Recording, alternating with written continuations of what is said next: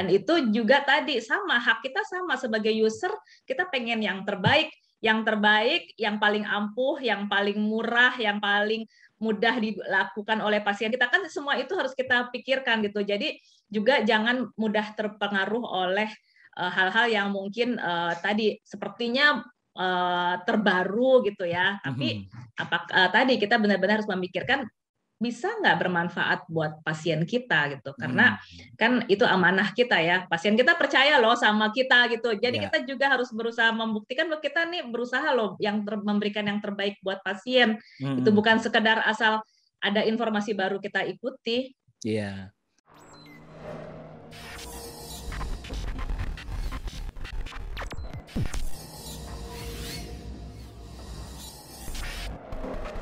Assalamualaikum warahmatullahi wabarakatuh. Alhamdulillah kita bertemu kembali di podcast Dr. Aisy Berbagi di hari Sabtu ini, pada saat rekamannya di hari Sabtu, tapi nggak tahu ya nanti keluarnya di hari apa. Sabtu pagi. Dan ini kalau misalnya ada background atau backsound yang ribut-ribut ini burung-burung ya, burung-burung di halaman rumah saya. Mohon dimaafkan, dan kita tetap dengan moto Dr. Aisy Berbagi, a stage for the real expert. Tentu saja dengan tagline yang tetap sama, duduk manis, berpikir kritis, dan tetap optimis. Saya baru mikir-mikir nih untuk nambahin gerakan ya. Duduk manis, berpikir kritis, tetap optimis. Boy, itu udah. Oke, kali ini soalnya kita kedatangan tamu yang sangat spesial ya. Saya baca-baca nih, ya ini teman saya sebetulnya, satu angkatan saya, dan saya bangga dengan beliau. Beliau adalah praktisi akademis di bidang clinical epidemiology and evidence-based medicine atau CEABM di ilmu kedokteran komunitas FKUI, lalu kemudian pernah mengecap pendidikan di Harvard T.H. Chan School of Public Health, kalau nggak salah ya, di Boston, Massachusetts. Dan kemudian di tahun 2020 dia termasuk dalam 500 peneliti terbaik Indonesia, Masya Allah. Dan kemudian juga termasuk juga dalam peneliti terbaik di UI, Universitas Indonesia. Baik, tapi sebelum itu saya panggilkan dulu teman saya. Beliau adalah sedang menempuh pendidikan program spesialis di penyakit dalam, tapi kayaknya udah senior, jadi udah mulai berkurang aktivitasnya. Kita panggilkan nih Dokter Dala. Dal, assalamualaikum. Waalaikumsalam warahmatullahi wabarakatuh. Udah. udah. Gimana? Abis gue ya? Ya, batal. Batal demi gue ya, demi Dokter Aisy Berbagi. Ya, Oke. Tadi Ane udah kasih tahu ya sedikit background, mungkin nanti ditambahkan sama yang bersangkutan ya. Lo udah coba-coba searching mengenai figur beliau? Dal? Loh. Freeze Dal. Mengerikan ya. Mengerikan. Oke, tapi suatu saat lo kalau misalnya melanjutkan pendidikan, kemungkinan besar akan bertemu beliau nih. Kita panggil aja Dr. Indah Suci Widyahning. Tadi dulu saya baca dulu ini gelarnya karena ini agak panjang ya. MS, MSc, CMVM, PhD. Selamat pagi Uci. Selamat pagi Aisy, apa kabar? Baik. Uci, waduh, kayaknya awet muda aja nih dari dulu nih. Alhamdulillah, nih dipanggil awet muda sama dokter anak, itu pasti sesuatu ya. Sesuatu ya. Tapi lo kan tiap hari atau tiap berapa lama lo ini lari? Gue lihat kan kalau di profil lo kan lari terus tuh. Kalau lari sih seminggu sekali, tapi yang lainnya kan tetap olahraga setiap hari. Oke, jadi setiap minggu dia pasti menyempatkan waktu untuk lari. Waduh. Kalau aneh Dal, lari dari kenyataan Dal. Lihat tukang bubur langsung nggak. Saya juga Dok, sepedahan tapi tukang bubur juga akhirnya sama juga. Berarti kita ini ya teman satu bubur. Oke, Ci, mungkin sedikit tadi yang gue udah nyampein kan sedikit ya kalau boleh dikatakan CV gitu ya. Ada yang mungkin lu bisa perbaiki atau tambahkan dari itu? Ya, yang mungkin tambahan ya supaya tahu juga orang-orang mungkin pendengarnya Dokter Aisy berbagi bisa tahu bahwa sekarang ini ada spesialisasi baru, yaitu spesialisasi kedokteran keluarga layanan primer. Dan itu baru saja tahun lalu itu kami diputihkan untuk bisa menjadi pengajar program spesialis itu, dan nanti insya Allah ya tahun depan lah, awal tahun depan kita akan mulai membuka program studinya. Jadi itu sesuatu yang mau saya sampaikan di sini. Numpang iklan. Kedokteran keluarga. Kalau bedanya sama yang apa satu lagi, Ci, yang dokter umum tapi juga ada berbagai kompetensi tambahan tapi yang terbatas, apa namanya? Dokter layanan primer. Yes, dokter layanan primer apa bedanya? Ya, dulu dokter layanan primer itu kan memang istilah yang diperkenalkan oleh Undang-Undang Pendidikan Kedokteran yang tahun 2013 ya.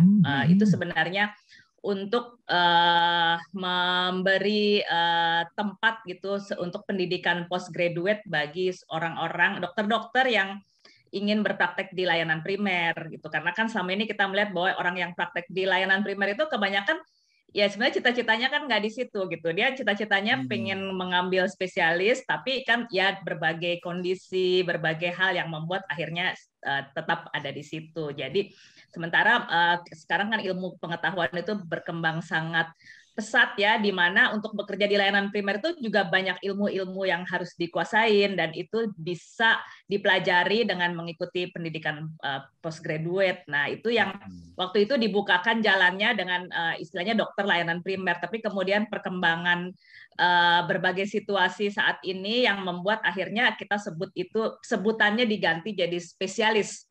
Ya, supaya benar-benar memperlihatkan bahwa kita ini spesialis loh gitu, walaupun kita bekerja di layanan primer sebagai generalis, tapi kita adalah spesialis yang bekerja di layanan primer, yang kita sebut sebagai spesialis kedokteran keluarga layanan primer. Baik. Jadi memang itu untuk membedakan dengan dokter umum yang biasa ya. Betul. Wow. Gue tertarik nih yang di Harvard T.H. School of Public Health itu, Boston itu hubungannya dengan Harvard Medical School apa, Ci?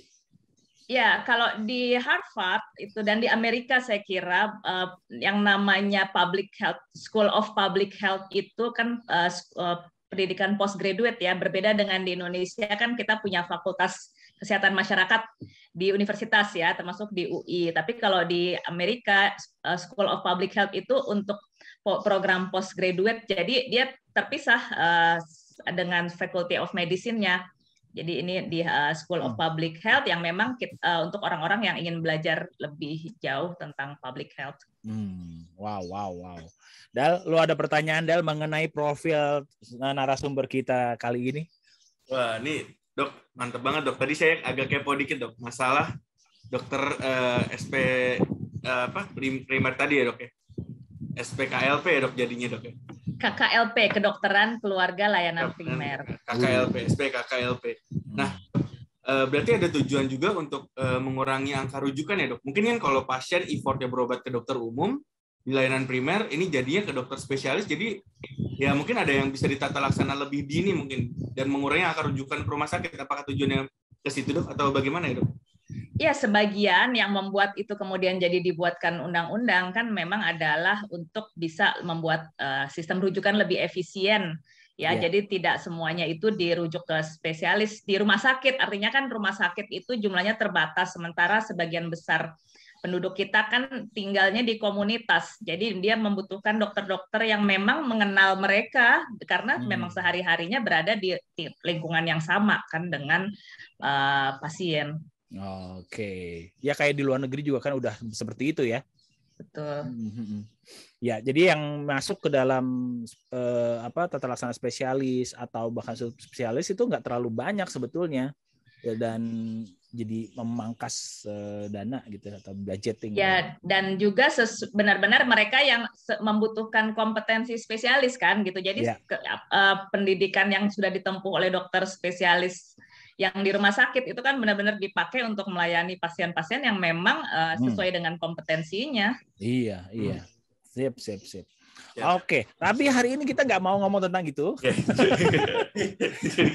Hari ini jangan salah fokus ya. Jadi hari ini kita mau ngomong mengenai masalah gimana sih orang awam atau setidaknya dokter umum lah gitu ya, untuk mengenali atau mencari informasi yang valid di media sosial, ya. Atau di artikel apa yang bisa mereka yakini bahwa ini adalah valid, karena sekarang ini kan banyak banget hoax gitu ya Ci ya gitu. Ya. Nah mungkin bisa ngasih pencerahan nih Ci, monggo. Iya betul. Sebenarnya kan informasi itu udah tersedia ya di melalui internet, itu kan semua informasi ada. Tapi memang mungkin saking banyaknya, jadi kita harus tahu bagaimana memilihnya. Jadi itu juga yang memang sekarang ini menjadi kompetensi dasar ya bagi seorang dokter. Jadi bukan hanya kompetensi medis ya, tapi juga kompetensi dalam mengelola informasi. Ya, dan itu sudah mulai sejak kurikulum 2000 KBK 2006 itu sudah dimasukkan ya dalam kompetensi dokter di Indonesia, itu punya kompetensi dalam mengelola informasi. Dan dengan perkembangan teknologi informasi dan komunikasi saat ini justru semakin dibutuhkan ya kompetensi itu gitu, karena kita tadi kebanjiran informasi kan jadinya gitu, yang membuat kita sulit untuk memilih atau mengetahui mana informasi yang bisa dipercaya. Ya, dan tentu saja itu memang ada beberapa namanya keterampilan kan, harus ada pembelajarannya dan kemudian harus dilatih terus gitu, karena memang sumber informasinya juga terus-menerus mengalir kan. Jadi ya kita memang harus terus melatih kompetensi kita dalam bisa memilih informasi yang benar tersebut gitu. Dan itu ada beberapa langkah yang bisa kita lakukan. Nah, gimana langkahnya? Nah, sebagai ini deh, simplifikasi. Tentu saja kalau belajar dalam kan perlu berapa semester nih. Tapi kalau Dr. Aisyah berbagi kan nggak mungkin berapa semester dia. Cuman paling maksimal 1 jam. Gimana? Secara simpelnya. Jadi kalau terutama yang sekarang mungkin yang ingin diketahui kan tentang pengobatan ya, terapi gitu ya. Misalnya banyak sekali kita melihat ada berbagai yang dikatakan informasi yang bilang bahwa terapi yang ini baik, terapi yang ini bagus, manjur, ampuh dan sebagainya itu kan yang seringkali kita dapat informasi itu, dan saya juga jadi cenderung untuk pengen tahu ini benar nggak sih, bisa nggak sih saya pakai untuk pasien saya kalau kita sebagai dokter, dan kalau kita sebagai masyarakat gitu, saya bisa nggak pakai ini gitu kan. Nah, tentu saja pertama kita harus lihat dulu ya sumber informasinya itu siapa sumbernya, ya kan, dari mana gitu, siapa yang menulis. Karena kalau kita apalagi di medsos seperti WhatsApp gitu kan, kita lihat selalu ada informasi yang setiap saat mampir gitu, entah melalui teman kita di grup dan sebagainya. Itu kita mesti lihat ada nggak sumbernya, siapa yang menulis itu pasti jelas gitu. Kalau cuman berita segini ini baik buat kesehatan dan buat pengobatan COVID dan sebagainya, kalau nggak jelas siapa apa sumbernya gitu kan, itu tentu pertama-tama kita harus pertanyakan itu dulu. Iya. Jadi satu benar, siapa sumber informasi tersebut, dicantumkan atau tidak gitu kan ya. Betul. Ada nggak tulisannya gitu ya. Nah, terus iya. Nah, kemudian setelah kita tahu sumbernya, kita juga mesti lihat gitu, sumbernya ini siapa, artinya bisa dipercaya nggak, dia berasal dari organisasi yang memang kita tahu bahwa ini netral nggak gitu, atau kemungkinan bahwa ini ya tadi dia punya kepentingan dengan penyebaran informasi tersebut. Kalau misalnya tentang obat-obatan kan kita mesti tahu ini dia dalam rangka mempromosikan obat itu atau bukan. Nah, itu yang perlu kita lihat, karena klaim-klaim atas kemanjuran suatu terapi yang kita lihat sangat sepertinya kok bagus banget gitu ya klaimnya, itu justru mesti hati-hati gitu. Jangan justru langsung wah ini bagus nih, tapi apakah ini benar gitu ya. Jadi seperti itu, ada nggak kemungkinan, karena kan penyebaran informasi yang masif itu juga kadang-kadang kita tahu mungkin ada yang mendukung ya, mendukung supaya itu bisa tersebar luas. Nah, itu yang perlu kita waspadai juga gitu. Kalau kita baca jurnal, kan selalu ada tulisan jurnal-jurnal yang baik itu pasti di bawahnya ada statement of conflict of interest. Nah, dan kalau penulisnya itu fair, dia akan menulis gitu bahwa dia memang misalnya disponsori oleh siapa dan itu bisa menjadi suatu pertimbangan kita. Ya, ya. Jadi tadi yang pertama adalah ada sumber informasinya disebutkan, lalu kemudian kita harus mengenali siapa si sumber informasi tersebut. Tapi bagaimana kita mengenalinya kalau kita awam nih? Ya, sebenarnya sekarang kan mudah sekali ya. Kalau saya misalnya pengen tahu Dokter Aisy itu siapa sih, saya Google aja gitu.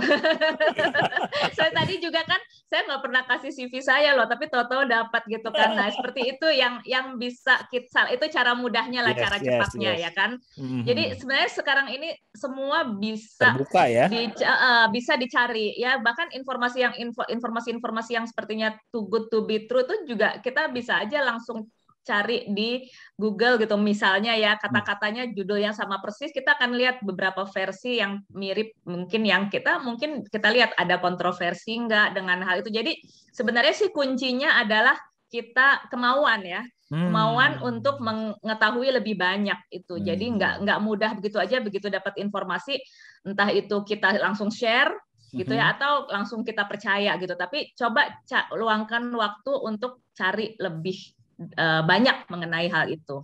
Wow, Masya Allah. Dal, kayaknya lu udah gatal pengen nanya nih, gue lihat suka kliknya gelagatnya nih. Enggak, bener Dok. Kebetulan saya jadi keinget kasus sendiri Dok gitu. Tahun 2010. Jangan curhat lo ya. Enggak, cerita juga gitu. 2010 baca jurnal di mana dikatakan bahwa porn addiction akan menyebabkan atrofi otak pada saat itu. Bagian anterior temporal atau anterior. Ana juga lupa sih waktu itu apa, tapi pada saat itu katanya atrofi. Lalu ya pada saat itu memang dari kementerian juga ada yang membuat suatu animasinya tentang pengecilan otak pada orang-orang dengan adiksi porno. Namun 3 tahun kemudian keluar lagi Dok bantahan bahwa itu tidak sesuai dengan penelitiannya. Dikatakan juga bahwa penelitian yang dilakukan oleh peneliti itu ternyata bukan dokter yang kompeten pada tempatnya. Nah, ini unik menurut saya. Orang awam jadi kaget juga kan Dok sebetulnya. Nah, sebenarnya kita tuh berapa lama sih kita harus evaluasi suatu jurnal? Ketika kita dapat nih kadang-kadang kita gatal nih, wih bagus nih gitu kan, pengen kita share. Nah, berarti kan ada baiknya kita juga bertahan-tahan diri juga nih gitu kan. Nah, memang sebaiknya berapa lama sih Dok suatu jurnal itu harus kita evaluasi lagi dan benar-benar kita telaah Dok, sebetulnya Dok? Ya, sebenarnya sih batasan waktunya tidak ada ya, tapi gini, artinya kita harus memastikan itu yang the current saat ini. Jadi kalau informasi itu kan sangat cepat ya, dan selalu ada yang baru. Jadi memang betul, bisa aja bulan depan udah ganti gitu kan, kita mengalami sendiri nih sekarang ini ya, kemarin dibilangnya kita harus pakai masker kain gitu, tapi kan sekarang kita disuruh ganti pakai masker medis misalnya, seperti itu. Itu kan karena memang terus-menerus ada penelitian yang baru. Yang penting yang kita harus yakin bahwa yang sekarang kita punya ini the most current gitu kan, yang inilah yang terbaru. Jadi nggak salah kalau nanti ternyata berubah lagi, jangan merasa malu gitu ya, karena memang ya kita memang sebatas yang kita punyalah saat ini itu. Tapi yang penting kan kita pastikan dulu gitu loh, jangan tahu-tahu sebenarnya yang kita share sekarang ini udah 5 tahun yang lalu, 10 tahun yang lalu, muter-muter aja gitu loh, yang seperti itu sebenarnya. Iya. Dan itu menunjukkan bahwa sains itu netral ya, Ci ya. Artinya setiap kali perubahan dia selalu update gitu. Bukan cuma bukti-bukti yang mendukung hipotesis dia kan. Ya, seperti itu. Ya, betul, kita harus terbuka ya. Jadi kalau ketika memang sesuatu di kemudian hari apa yang kita yakini sekarang benar itu terbukti nggak benar, ya kita asalkan memang yang men-challenge itu juga bisa menunjukkan bahwa dia sudah melakukan metode yang terbaik. Ya, dan tentu saja itu kita harus menerima.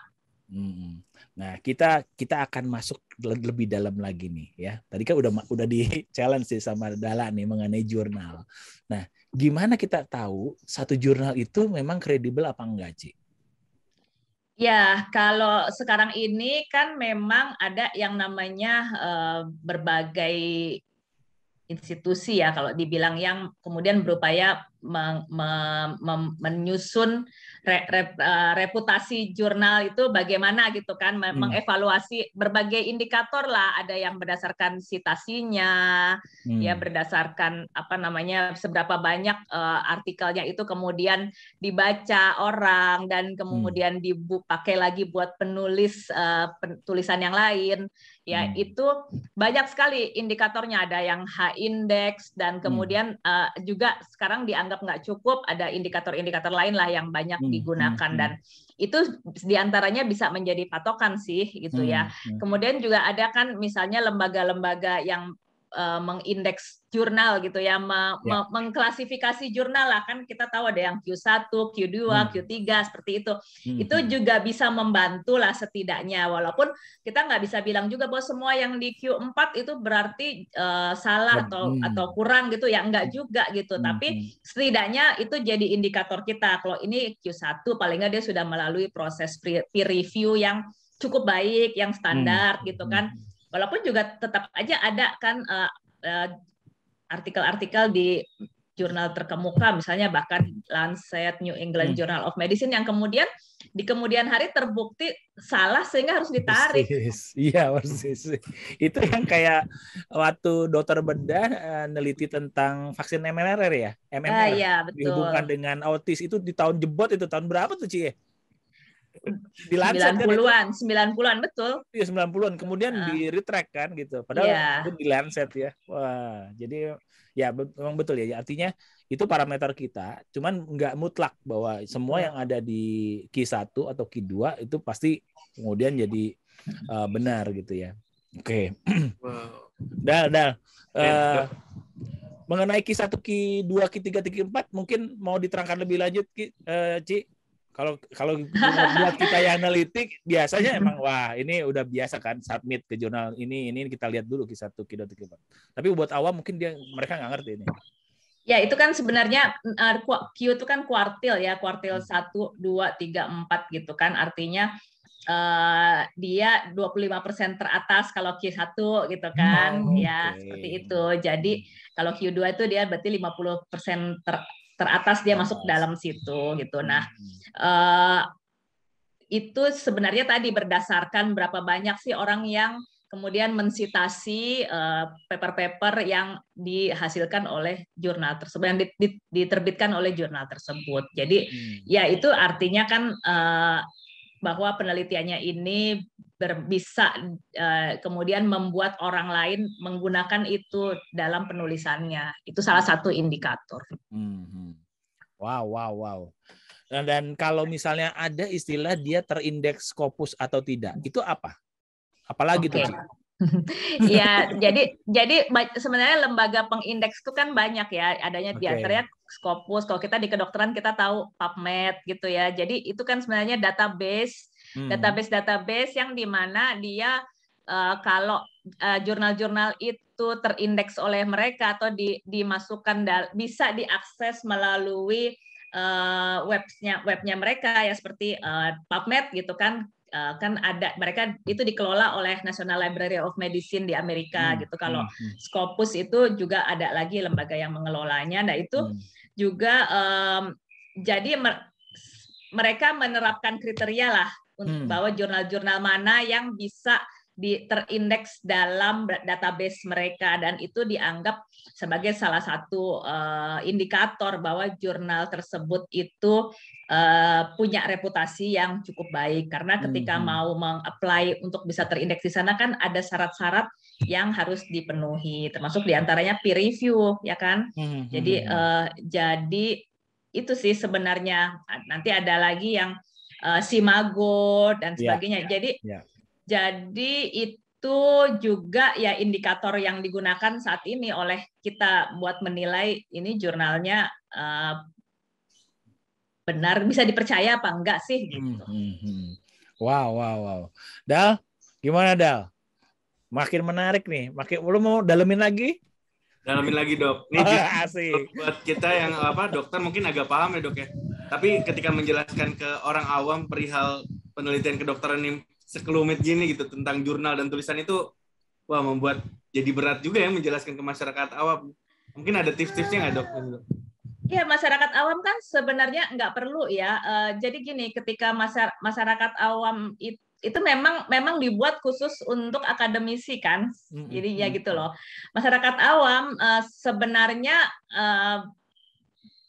ya dia kan juga punya media gitu kan yang kemudian mentranslasi tulisan-tulisan atau penelitian-penelitian yang dihasilkan oleh yang diperoleh dipublikasi di jurnal-jurnal kedokteran gitu, jurnal-jurnal ilmiah. Jadi kan kita melihat banyak sekali juga sumber-sumber informasi, Medscape dan sebagainya ya yang kemudian sebenarnya mentranslasi itu gitu. Jadi masyarakat awam sebenarnya memang nggak perlu baca langsung jurnalnya, tapi yang penting tadi ketika dia mengakses informasi kesehatan, dia juga harus mengakses dari sumber informasi yang jelas, yang kredibel, yang kita tahu bahwa memang dia mengambil informasinya, sumber aslinya itu dia pilih sumber informasi yang bisa dipercaya. Iya. Ya memang paling gampang lihat aja situs resmi dari satu kementerian atau satu organisasi profesi mungkin ya kalau buat awam seperti itu ya. Betul. Itu kan udah diterjemahkan dengan simple gitu ya supaya lebih mudah dicerna. Iya, jadi cukup melihat otoritasnya aja gitu kan, yang dikeluarkan oleh memang Paus Kesehatan ya mungkin Kemenkes, WHO gitu. Jadi cukup mengikut itu saja sih sebenarnya. Tapi kalau ikut-ikutan mencari-cari ke beyond dari sumber tersebut, yang nanti takutnya malah ya nggak benar gitu. Jadinya kan saya juga sering gitu tiba-tiba dari teman-teman ya teman inilah bukan kedokteran gitu yang kemudian mengirim informasi yang jurnal kedokteran gitu kan. Saya pikir kayaknya ya karena itu memang buat mereka bisa mengakses juga kan gitu. Jadi bukan hal yang aneh sekarang ini gitu dikirimkan ke saya gitu. Kemarin teman ada yang keluarganya sakit ada masalah dengan telinganya gitu, terus habis itu dia mengirimkan ke saya jurnal kedokteran yang penyakitnya punya sudah parah banget gitu, yang perlu dibedah gitu. Padahal saya lihat ternyata jurnalnya laporan kasus. Ya memang kan kalau ada di laporan kasus itu sesuatu yang jarang, yang berbahaya gitu kan, yang memang menarik untuk ditulis sebagai laporan kasus. Jadi hal-hal seperti itu memang buat awam pasti membingungkan. Kalau menurut saya lebih baik mereka mencari sumber informasi yang memang otoritasnya jelas. Dan kayak tadi langsung aja nanya ya, kalau misalnya punya teman uji ya langsung aja, Ci ini bener nggak gitu. Bahkan saya juga kadang-kadang suka tanya aja Uci itu, Ci ini gimana Ci gitu. Jadi keinget kasus ini ya dok, inget ya dok waktu dulu sama dokter IC pernah dok nayangin di TV perihal beberapa kasus ya dok ya. Jadi ada kasus kayak contohnya waktu itu ada ahli herbal dia pakai jurnal-jurnal dok. Nah itu agak lucu ketika dia nih orang awam baca jurnal gitu kan. Nah dokter penyakit dalam pada saat itu menjelaskan jurnal bahwa dari Cochrane dia ambil tentang misalnya contohnya waktu itu pare, efektivitas pare terhadap diabetes mellitus. Nah, dibantah lagi nih sama ahli herbalnya di acara TV yang sama di hari yang lain. Iya. Pakai jurnal juga, padahal dia nggak ngerti cara appraise jurnal tersebut kan. Gitu. Nah besoknya kita jelasin cara baca jurnal, tapi mungkin orang awam tambah bingung. Lucu, herbal padahal ya. Kalau jurnal ngambilnya juga dari hewan. Ya itu sesuatu betul, itu yang sesuatu yang juga harus jadi perhatian kita ya ketika kita memilih riset gitu ya. Lihat dulu risetnya itu dilakukan pada siapa gitu ya. Seringkali udah masih pada hewan, masih pada mungkin laboratorium ya, di jaringan sel itu udah dianggap sebagai sesuatu yang bukti yang kuat gitu loh, padahal kan masih banyak tahapan untuk bisa sampai ke pengobatan di praktek kita. Benar. Dan itu sebetulnya yang nggak diketahui awam ya. Ya jadi artinya ya udahlah, fasalu ahla zikr ya, in kuntum la ta'lamun ya Dal ya. Jadi bertanya aja udah sama ahlinya ahli. gitu kan. Masalahnya sih sekarang ini kan banyak yang merasa ahli gitu. Dan yang membingungkan awam adalah misalnya ada organisasi profesi statementnya A, tapi anggota mungkin segelintir anggota organisasi tersebut berpandangan sebaliknya. Nah, bagaimana awam menyikapi hal tersebut? Iya, memang jadi di dalam kedokteran itu kita kan tahu ya namanya medicine is art and science, ya kan. Jadi pasti ada walaupun kita berbasis science, ya kan kedokteran yang kita pelajari kedokteran mainstream ini kan kita mengatakan keunggulannya karena kita berbasis science, tapi juga ada room untuk artnya selalu itu, sehingga memang nggak ada yang mutlak, nggak ada yang 100% benar. Gitu. Tapi kan kalau biasanya dalam suatu organisasi itu kan sudah apa yang dikeluarkan oleh organisasi itu kan udah hasil kesepakatan dari sebagian besar anggotanya mestinya kan gitu. Jadi ketika ada 1-2 orang yang mungkin berbeda ya mestinya sih dari sisi organisasinya yang seharusnya mengatasi hal itu. Kalau sebagai orang awam saya saat ini sih tetap berpegangan bahwa ya kita ikuti saja apa yang dikatakan oleh organisasi yang memang dia pastinya sudah mempertimbangkan pendapat lebih banyak orang daripada 1-2 orang yang berbeda. Nah, itu mesti digarisbawahi ya, sobat ya. Pendapat mayoritas dari ahli gitu ya. Sama juga ya Jedal ya, di dalam ilmu agama juga ada jumhur ya, pendapat jumhur ulama. Ada khilaf juga ya Dokter. Iya. Jadi khilaf tadi kan dibilang ada yang apa? Khilaf ya. Kalau di agama tuh ada apa? Khilaf tanawu atau tadot gimana aja? Kalau dalamnya lebih canggih dia. Jangan dong. Jangan. Bukan ahli ya udah. Masya Allah. Padahal gue tahu dia itu masih bilang dia bukan ahlinya. Masya Allah. Baik. Ini makin seru ya. Jadi artinya ya begitulah mungkin. Begitu orang kemudian melihat bahwa organisasi profesi yang mayoritas ahli itu berpendapat A, terus kemudian ada segelintir yang berpendapat ini bukan cuma sekedar art mungkin kadang-kadang ya. Kadang-kadang dia yang satu ke timur, yang satu ke barat nih Ci, ya pendapatnya kan ya. Kadang-kadang seperti itu. Nah, orang awam akan bingung nih seperti itu. Tapi kita pilih yang paling banyak ya di situ ya. Oke. Dal, silakan Dal. Kalau misalnya lo ada unek-unek Dal. Udah Dok, udah. CBM merupakan ilmu yang paling berat Dok, karena setiap stase kalau di penyakit dalam tuh selalu kita ada journal reading, dan selalu ada appraisal, dan selalu buat EBCR dan lain-lain. Jadi wah, itu yang membuat berat pendidikannya tambah lagi Masya Allah. Jadi semakin lama semakin terbiasa dan semakin kita mudah menyaring sih insya Allah. Dulu EBCR yang memperkenalkan saya tuh. Akhirnya diterima oleh departemen-departemen untuk menjadi bagian dari pendidikan sih ya. Alhamdulillahnya. Wow. Ci, appraisal. Sekarang kita bicara appraisal. Bagaimana? Ini untuk konsumsi mungkin dokter umum kali ya. Karena kadang-kadang juga kita melihat di lapangan, dokter umum juga bingung. Ya kan, untuk melihat nih jurnal ini jadi kadang-kadang ini jurnalnya ada gitu, langsung kemudian ditelan mentah-mentah sama mereka. Gimana sih secara simpel mengapresiasi satu jurnal? Iya. Jadi memang kita harus lihat juga ya. Tadi kan pertama saya bilang ini studinya udah pada manusia gitu atau masih pada hewan ya, itu satu. Yang kedua adalah manusianya tuh siapa? Manusianya tuh memang manusia yang pasien-pasien yang seperti kita lihat di tempat praktek kita gitu kan, atau benar-benar pasien yang kita jarang lihat gitu. Pasien yang benar-benar terpilih secara spesifik gitu, yang kita mungkin pasien saya kok nggak kayak begitu ya, karena itu ada ini, ada atau nggak boleh ada ini, nggak boleh ada ini, nggak boleh ada ini, nggak boleh ada studi penelitian kan sering gitu ya, semuanya dieksklusi gitu. Dan kita lihat loh pasien saya nggak ada yang nggak ada itu yang kayak begitu. Nah itu juga sesuatu yang harus jadi pertimbangan kita gitu untuk bisa kita memakai hasil penelitian tersebut. Ya pasien yang digunakan di penelitian itu sangat jauh berbeda dengan pasien yang kita temui sehari-hari di praktek. Ya. Dan setelah itu juga kalau untuk kita lihat juga jumlah subjek yang digunakan. Okay. Ya. Jadi kalau masih baru di bawah 10 itu ya itu sesuatu yang mungkin belum bisa jadi bukti yang kuat gitu. Seringkali gitu ya kita lihat sekarang ini ya terutama di era COVID gitu ya.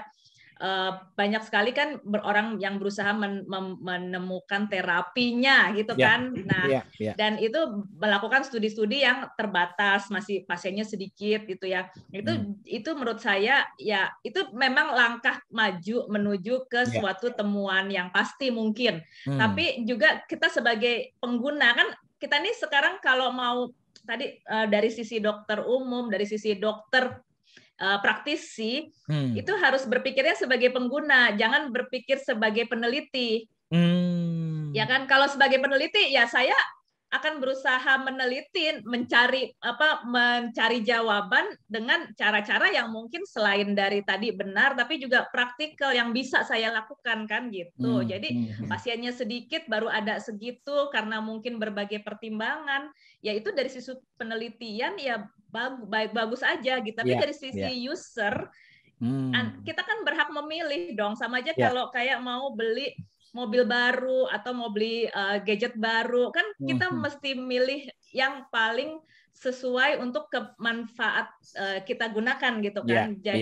Jadi kita harus berpikirnya seperti itu gitu ya. Jadi ketika kita melihat studi-studi yang mungkin jumlah pasiennya masih sedikit, ya tahan dulu gitu loh. Jangan langsung buru-buru ingin ikut, padahal sebenarnya kan sekarang juga sudah ada obat yang sudah diterima untuk pengobatan itu. Jadi udah ada yang terapi-terapi yang sudah diakui bahwa yang ini saat ini dipakai gitu kan. Ketika ada yang baru ya jangan buru-buru kita langsung pengen ganti gitu. Padahal itu tadi masih mungkin studi-studi awal yang dimana jumlah pasiennya juga masih sangat sedikit. Terbatas ya. Ya. Itu di highlight lagi tuh. Jangan buru-buru pengen ikut. Maksudnya ikut debat gitu. Debat. Habis ikut-ikut cepat posting. Cepat posting supaya dibilang iya, supaya dibilang wah ini gue update nih. Oke. Ci, mungkin sedikit ya. Dalam hal sekarang kan gue ngelihat profil lo dokter, tapi kemudian penelitiannya dahsyat gitu ya. Jumlah penelitiannya kalau gue lihat tuh dahsyat. Itu yang kadang-kadang kita gimana sih caranya seorang dokter yang kita tahu nih, kalau misalnya mungkin kalau Uci kan memang lebih banyak metodologi penelitian ya kan, artinya lebih mudah untuk menyesuaikan waktu. Tapi kadang-kadang kan kita juga perlu terlibat dalam satu penelitian, seorang klinisi itu perlu terlibat dalam penelitian walaupun nggak mungkin jumlahnya nggak sefantastis Uci gitu. Tapi bagaimana sebetulnya dan apa kendalanya yang Uci perhatikan dalam hal seorang klinisi juga ingin meneliti gitu? Ya. Mungkin lebih baik IC ya menjawab ya. Lebih cocok. Kan Uci udah banyak nih bimbingannya nih. Kalau gue kan cuma ini. Iya, nanti mungkin IC juga bisa membantu ya pengalamannya. Karena juga IC kan sekarang juga saya lihat penelitiannya sudah mulai bertambah gitu ya. Jangan ngasih kerjaan, Ci. Ya, silakan Ci. Iya, kalau menurut saya gitu, mestinya mulainya dengan sesuatu yang memang dihadapi sehari-hari. Jadi apa yang selama ini mungkin jadi pertanyaan kita, yang ketika kita praktek gitu, saya yakin pasti ada hal-hal yang terbersit dalam pikiran kita gini. Ini benar nggak sih seperti ini gitu ya. Nah, kita mulai dari situ. Jadi memang sesuatu yang menarik buat kita. Karena kalau kita bilang saya mau meneliti, mau bikin eksperimen gitu, tapi terus bukan hal-hal yang memang sering kita hadapi, mungkin itu nggak semenarik kan kalau kita ini memang sesuatu yang sangat terkait dengan pekerjaan. Ya, jadi menurut saya sih itu ya kebiasaan, keinginan untuk mencari jawaban itu kan harus ada effort lah, segala sesuatu kan nggak bisa gitu kalau kemudian tanpa effort yang diluangkan gitu. Jadi pasti memang kita harus menyediakan waktu untuk itu, dan itu menurut saya dari pengalaman harus nggak bisa kita misalnya menunggu ya nanti aja kalau gini kalau begitu saya nanti kalau udah ini kalau udah itu ya nggak akan tercapai. Tapi saya mau meneliti, berarti itu sudah suatu niat yang baik. Tapi juga saya meluangkan waktu ya berapa yang bisa diluangkan dari waktu yang dimiliki seminggu gitu misalnya. Ya harus di schedulekan gitu berapa menit nih yang mau saya gunakan untuk mengurusi penelitian saya. Saya pikir itu juga sesuatu yang penting karena kalau misalnya ya pengen sih tapi gitu ya itu nggak akan jadi-jadi juga. Iya. Nah, itu kadang-kadang regulator tuh tidak memahami juga tuh bahwa seorang klinisi perlu garis bawahi meluangkan waktu untuk itu gitu. Jadi waktu yang berharga untuk dia mencari sesuap nasi dari pasien itu dikorbankan untuk meluangkan waktunya untuk penelitian. Nah, itu yang harusnya dinilai juga ya, dalam tanda kutip ya. Itu yang kadang-kadang Dala sih nggak ngerasain nih, belum ngerasain dia. Tapi nanti kalau misalnya dia di rumah sakit pemerintah, apalagi rumah sakit pendidikan kan yang mesti itu. Wow. Ya yang baik sih mungkin ada timnya ya. Jadi kan memang kita nggak mungkin kerja sendiri. Jadi ada tim yang terus kemudian ada pertemuan rutin yang memang diluangkan entah itu seminggu sekali, sejam gitu ya. Tapi ada tim sehingga yang ketika kita nggak sendirian gitu loh. Jadi kalau sendirian kan semuanya tergantung kita ya. Tapi kan ketika kita mungkin sedang sibuk, ada yang menggantikan, ada yang menjalankan. Nah, seperti itu tetap menurut saya sangat penting ya. Adanya tim yang memang bisa bekerja sama. Persis. Ya, ini nih jadi saya teringat nih mengenai tim ini. Ini kan berkaitan juga dengan authorship nih, Ci. Kan kadang-kadang nih ada pemahaman yang kurang tepat kalau menurut saya nih. Nanti dikoreksi ya sama Uci ya. Bahwa seorang klinisi menganggap bahwa pasien itu adalah pasien miliknya. Ini di rumah sakit pemerintah ya yang notabene mereka bukan pasien pribadi ya. Mereka menganggap itu pasien miliknya, jadi data itu adalah data miliknya, sehingga namanya harus selalu dicantumkan dalam setiap atau jadi author dalam setiap manuskrip. Apakah sebetulnya tindakan tersebut benar atau apa sih syarat-syarat sebuah nama itu bisa dicantumkan dalam authorship, Ci? Iya, jadi syarat-syaratnya sih ada beberapa, tapi yang penting kan kontribusi dalam penelitiannya itu sendiri kan. Jadi bukan saya ini pasien saya, tapi ya udah saya mengobati, melakukan pengobatan bukan sesuatu yang berhubungan dengan penelitiannya gitu. Misalnya ya tentu saja sebenarnya secara prinsip itu bukan dia tidak otomatis gitu ya, tidak otomatis kemudian menjadi author. Tapi tentu kita harus juga sebagai tim peneliti bersifat inklusif ya, juga jangan berarti bahwa ya itu kan kamu kan cuman punya pasien doang tapi nggak terlibat gitu. Kita coba beri jalan supaya dia terlibat, supaya dia juga punya hak untuk menjadi author. Misalnya ketika kita menulis, kita punya data, kita ajak rapat, kita lihat nih analisis data saya seperti ini, menurut kamu gimana? Jadi kita juga sebagai tim peneliti menurut saya juga jangan terus kekeh gitu bahwa lu nggak bisa gitu, tapi coba kasih kesempatan gitu untuk dia juga terlibat. Nanti ketika ada draftnya kita bilang, kita perlihatkan ke dia nih kamu mau nambahin apa gitu loh. Jadi dengan cara-cara seperti itu insya Allah ya moga-moga dia juga terus kemudian bisa memberi kontribusi yang membuat dia berhak untuk menjadi author. Tapi kalau misalnya terus memang nggak pernah sama sekali nggak nyaut ya itu ya barangkali itu sesuatu yang perlu kita bicarakan ya. Tapi menurut saya sih yang penting kita dari tim penelitinya juga harus memberi kesempatan. Betul. Ya, memang seperti itu. Aku pernah baca di satu bukan jurnal sih, semacam organisasi etik gitu ya dalam hal mengenai authorship ini, bahwa seseorang itu bisa masuk ke dalam authorship itu kalau dia melakukan minimal 2 dari 6 step penelitian ya. Ya di antaranya termasuk kan memberi masukan dalam penulisan draft itu juga bisa membuat dia berhak sebenarnya. Makanya tadi kita kasih kesempatan. Cuman masalahnya kalau mereka dikasih kesempatan itu terus kemudian jadi pasif gitu, itu ya nggak fair juga buat tim penelitinya ya. Betul. Karena memang menurut mengenai rekam medik, data itu memang milik rumah sakit ya, bukan milik pribadi gitu. Betul. Wow, wah ini akan dalam banget ini, bro. Dan akan seru pembicaraan ke arah situ.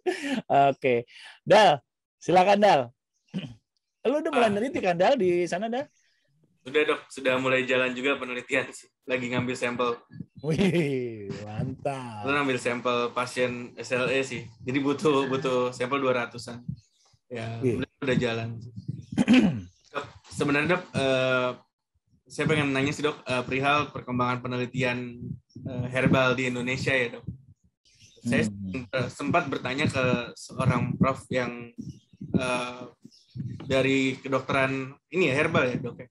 Nah, perihal apakah mungkin ke depannya mungkin untuk obat-obatan tradisional Indonesia itu apakah bisa diteliti menjadi seperti RCT dan derajatnya hampir sama gitu dengan dan sesuai dengan IBM gitu, standar IBM gitu. Itu aja sih dok. Apakah mungkin bisa atau tidak dok? Betul dok. Ya. Ini belum ada ya dok, sebetulnya. Saya kira sudah ada ya beberapa penelitian RCT tentang herbal-herbal, karena memang saya bidangnya nggak itu ya, jadi saya juga tidak tahu apa saja yang sudah diteliti sampai ke randomized control trial. Tapi menurut saya sih itu bisa gitu kan. Cuman ya itu tadi kesulitannya dengan herbal itu kan adalah yang sering kita tidak punya standar ukuran yang sama gitu kan. Jadi kalau misalnya dibilang daun belimbing itu atau daun alpukat, itu daunnya yang besar apa yang kecil gitu kan. Terus berapa yang dibilang segenggam tuh genggamannya siapa gitu kan, misalnya seperti itu. Nah, jadi tentu saja harus ada upaya menstandarisasi dulu. Makanya kan kenapa kita terus jadinya harus diekstrak dulu supaya benar-benar sama miligramnya, kandungannya berapa persen. Jadi memang harus ada langkah-langkah yang kemudian cukup banyak langkahnya gitu, yang supaya sampai akhirnya bisa dilakukan RCT gitu sebelum. Jadi kan nggak bisa langsung penjambu gitu terus langsung di RCT kan ya enggak gitu. Tapi kan dia harus dimurnikan dulu supaya benar-benar sama ukurannya. Iya. Iya. Dan banyak memang yang kalau misalnya dari herbal itu dia yang memakai penelitian-penelitian pada saat tahun-tahun lama ya. Pernah pada saat kita tentang topik vaksin ya, waktu sebelum pandemi sih jauh sih. Difteri, waktu difteri lagi hangat-hangatnya tuh.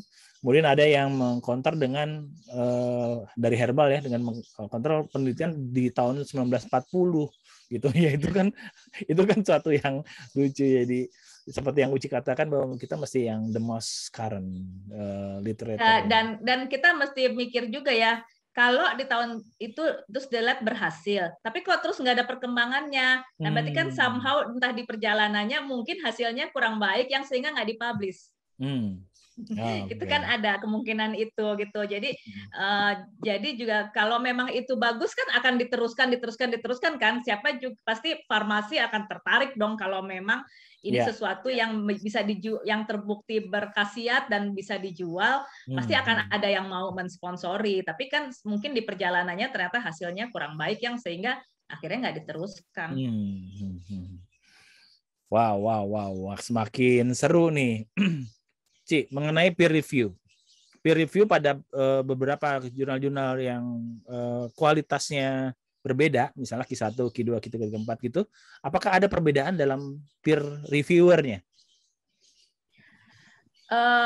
Ya memang mungkin di jurnal-jurnal yang lebih baik reputasinya tuh umumnya mereka juga punya sistem yang lebih baik ya sehingga mereka udah punya list of reviewers gitu ya, itu yang kemudian memang juga sudah punya istilahnya ini siapa yang ahli dalam bidang ini. Jadi kalau ada paper yang masuk nih ahlinya siapa tuh yang biasa punya penelitian seperti ini tuh dia udah punya catatan yang baik gitu ya. Itu yang membedakan saya kira ya, sehingga mereka bisa memiliki cukup banyak reviewer gitu ya. Jadi kalau misalnya satu nanti nggak nggak bisa gitu, dia bisa cepat ganti gitu, itu seperti itu. Dan kemudian juga ketika proses reviewnya lebih memudahkan karena udah ada sistem elektronik yang sangat mendukung ya. Nah itu barangkali itu yang saya kira ya, tapi bisa membedakan ya. Sementara yang mungkin reputasinya agak kurang gitu, dia juga tidak punya reviewer sebanyak jurnal-jurnal yang sudah. Tapi sekarang ini saya kira dengan makin banyaknya jurnal, semua itu juga jurnal-jurnal itu mengalami masalah juga sebenarnya dengan ketersediaan reviewer. Karena kan orangnya itu aja juga dan terus diperebutkan oleh banyak gitu ya. Yang akhirnya gitu jadinya tidak bisa juga bekerja secepat yang diharapkan gitu. Jadi seperti itu. Tapi mungkin memang juga ada jurnal-jurnal yang tadi mungkin karena kualitas reviewnya kurang baik ya, sehingga ya juga mungkin karena paper-paper yang masuk kebanyakan kan gitu. Kalau kita juga sebagai peneliti pertama kali kalau punya penelitian yang baik kan pasti kita maunya targetnya tinggi dulu gitu kan. Jadi memang jurnal-jurnal yang mempunyai reputasi lebih baik cenderung akan dapat paper-paper lebih banyak yang kualitasnya lebih baik-baik. Ya sementara mungkin yang reputasinya kurang gitu akan juga dapatnya jadi penelitian-penelitian mungkin yang kualitasnya kurang baik gitu ya, atau penulisannya kurang baik dan juga lebih sedikit ya, sehingga mereka pun daripada jurnalnya tidak bisa menerbitkan artikel ya akhirnya kan paper-paper yang kualitasnya kurang juga ya dipublikasi gitu. Mungkin reviewernya bilangnya ini nggak bisa gitu, ini nggak bisa dipublikasi, tapi terus sebagai editornya misalnya ngeliat ya kalau ini semuanya nggak bisa, terus saya nerbitin apa? Padahal saya kan harus nerbitin gitu kan setiap 3 bulan sekali harus punya 15 paper gitu misalnya. Kan akhirnya ya mungkin ada beberapa yang ya sudahlah ini kita publikasi aja. Ya dengan perbaikan-perbaikan seperti itu ya. Wow. Tadi kita sempat nyentuh RCT nih, Ci. RCT. Kan kita tahu ada beberapa macam metodologi dalam penelitian ya, desain penelitian ya, seperti misalnya apa sih deskriptif, terus kemudian analitik juga ada beberapa desain gitu ya. Nah, apakah misalnya kita mesti memakai yang bisa kita pakai untuk sebagai praktis itu hanya yang level-level atas seperti misalnya yang RCT lah atau meta analisis atau cukup yang misalnya cross sectional gitu bisa kita pakai, Ci? Ya, tergantung permasalahan yang mau kita dijawab kan. Kalau dalam praktek kita kan kita umumnya permasalahan yang kita hadapi itu terkait dengan terapi, ya kan. Terus juga terkait dengan diagnosis, terus terkait dengan prognosis nih, pasien yang kayak apa sih nanti yang cenderung akan angka kematiannya lebih tinggi gitu misalnya, atau yang cenderung nanti dia sembuhnya lama. Nah, itu kan masalah prognosis. Dan juga masalah etiologi. Nah, itu masing-masing punya desain penelitian tersendiri yang terbaik buat menjawabnya. Jadi kalau kita tadi bicara RCT itu sebenarnya dia terbaik untuk pertanyaan yang sifatnya terapi. Atau intervensi. Tapi kalau misalnya untuk prognosis, misalnya kita tentu perlu studi-studi yang desainnya kohort, misalnya gitu kan. Atau juga untuk diagnosis itu justru gold standarnya adalah desain cross-sectional. Gitu. Jadi memang tergantung kita itu tadi kenapa harus paham gitu dari seorang dokter itu harus paham berbagai desain penelitian ya, karena untuk jadi user yang baik ya harus ngerti-ngerti dikit-dikit juga kan gitu. Kayak saya misalnya mau beli laptop baru gitu kan, saya jadi mesti ngerti bedanya apa namanya AMD, bedanya itu kan kayak itulah gitu. Misalnya bedanya Intel sama AMD itu apa gitu. Tadinya kan mungkin kita nggak tahu, tapi karena saya mau beli laptop jadi saya mesti tahu gitu yang terbaru tuh apa ya. Kira-kira kita seperti itu juga sebenarnya. Iya. Wow. Dal, lo masih ada pertanyaan? Satu, Dok. Jadi Dok, kita kan sering banget nih penelitian memang tentang deskriptif, observasional dan lain-lain, Dok. Sebenarnya dari kedokteran itu untuk penelitian dengan yang kualitatif itu ada nggak sih, Dok, tempatnya, Dok, sebenarnya, Dok? Itu aja sih, Dok. Karena jarang sekali saya lihat sih penelitian kualitatif ya. Ya, jadi kualitatif itu ada tempatnya karena dia tujuannya kan untuk lebih memahami suatu permasalahan dengan lebih lebih dalam gitu. Jadi misalnya kalau pertanyaan saya gitu, kenapa sih banyak orang nggak mau divaksin sekarang gitu? Saya kenapa ada orang-orang yang tidak mau divaksin? Yes. Kan kita nggak bisa menjawab itu dengan Asumsi. melakukan survei gitu kan. Tapi kita harus tahu dulu sebelumnya. Jadi kita mungkin akan mendatangi nih orang-orang yang tidak mau divaksin gitu. Terus kita tanya-tanya, kita ajak ngobrol, apa sih alasannya dan sebagainya. Itu kan studi kualitatif.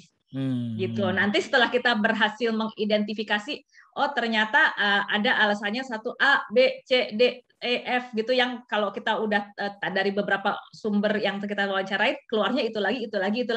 Nah, itu bisa nanti baru kita mulai. Oke, kita bikin survei, nanti pertanyaannya Anda mau divaksin, apakah menurut Anda yang A ini benar, bagaimana pendapat Anda tentang A? Gitu, pernyataan A.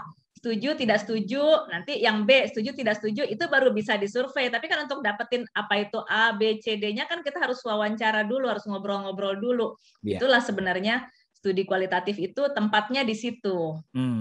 Jadi ada tempatnya juga ya di bidang kedokteran itu. Oke, Ci. Waduh, nggak kerasa nih kita udah hampir sejam ya. Seru ya. Dan kita tuh kalau misalnya nanya ke Uci langsung jawabannya berentet langsung gitu. Kalau mau menyimak kembali lihat aja rekamannya ntar. Kalau kecepatan ulangin makin lambat. Tapi nggak kerasa kita padat banget nih materi kita pada pagi hari ini. Masya Allah. Ci, terakhir mungkin ini buat pesan mungkin. Pesan ada 2 nih audiens kita. Buat awam berhubungan dengan cara memilih suatu informasi medis ya, terutama yang valid, sama buat kalangan medis sendiri gitu. Buat awam dulu deh, Ci. Monggo. Iya, jadi menurut saya sih ketika kita ingin mengetahui apakah suatu informasi kesehatan itu benar atau tidak, pertama-tama ya kita sebagai pengguna itu harus kritis. Ya jangan mudah percaya dengan informasi apapun yang diberikan kepada kita. Kita berhak kok gitu ya sebagai pengguna itu kan kita berhak milih. Jadi jangan kita lepaskan hak kita itu gitu. Kita punya hak untuk memilih yang terbaik. Jadi jangan baru satu informasi udah langsung mau dicoba, satu informasi mau coba. Karena kan yang nanti akan menggunakan kita juga gitu. Kan kita sendiri yang akan menggunakan atau keluarga kita gitulah.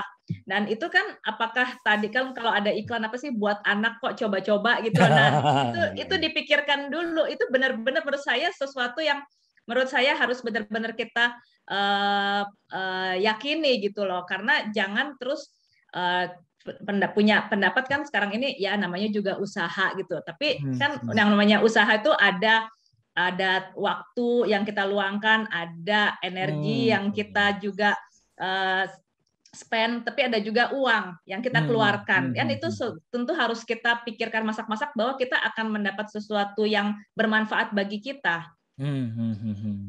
Ya, jadi harus kritis kalau menurut saya sebagai pengguna. Iya. Ini mirip ya, sama yang di agama juga dibilang ya, bukan niat aja yang penting ya, tapi juga cara gitu. Masya Allah. Berhubung ada darah nih gue ngomongnya gitu.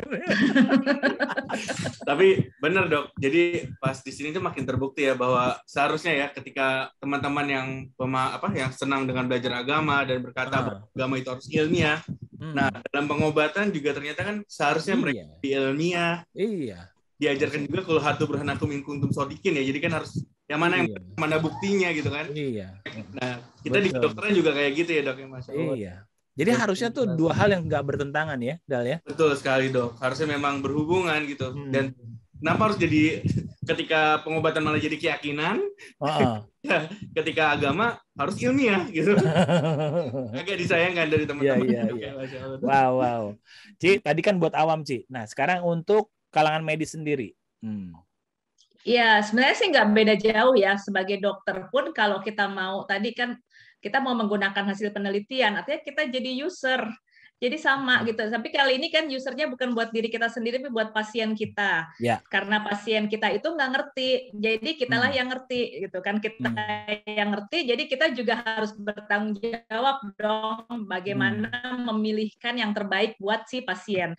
Dan itu juga tadi sama, hak kita sama sebagai user, kita pengen yang terbaik, yang paling ampuh, yang paling murah, yang paling mudah dilakukan oleh pasien kita, kan semua itu harus kita pikirkan gitu. Jadi juga jangan mudah terpengaruh oleh hal-hal yang mungkin tadi sepertinya terbaru gitu ya. Tapi tadi kita benar-benar harus memikirkan bisa nggak bermanfaat buat pasien kita gitu, karena kan itu amanah kita ya, pasien kita percaya loh sama kita gitu, jadi kita juga harus berusaha membuktikan bahwa kita nih berusaha loh memberikan yang terbaik buat pasien. Itu bukan sekedar asal ada informasi baru kita ikuti.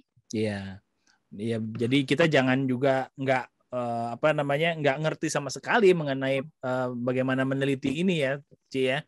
Jadi mesti belajar tuh bagaimana penelitian, bagaimana mengapresiasi satu jurnal gitu. Oke. Ci, mungkin kalau untuk mereka yang ingin informasi lebih jauh mengenai hal ini dan juga mungkin mau belajar lebih jauh, ada situs atau kegiatan rutin yang lo laksanakan? Iya, mungkin bisa kalau untuk awam boleh.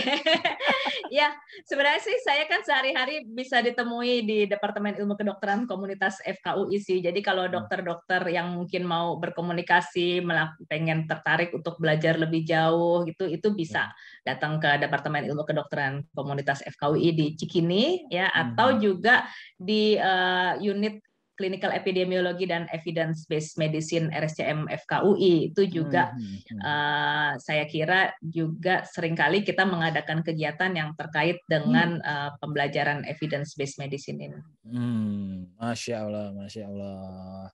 Dal, gue rasa kalau diterusin kita bisa sampai 7 hari 7 malam ya.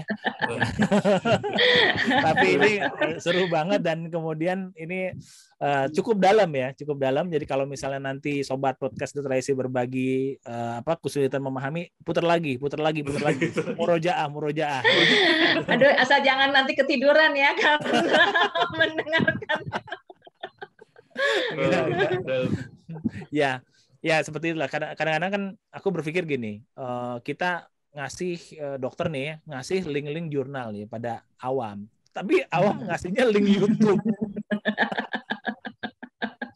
Makanya mau nggak mau kita harus terjun di situ juga. Iya, betul. Jadi balasnya pakai YouTube juga. Iya, saya juga sering gitu sekarang nih, kalau daripada ngomong misalnya sama anak gitu ya, kita kasih tahu nggak bisa dipercaya gitu, udah kasih YouTube aja. Iya. Ya makanya kan Dal, ini berhubungan juga nih kan, lagi seru nih kontroversi dakwah lewat TikTok kan, Dal. Aduh, lu ngamatin gak, Dal? Iya.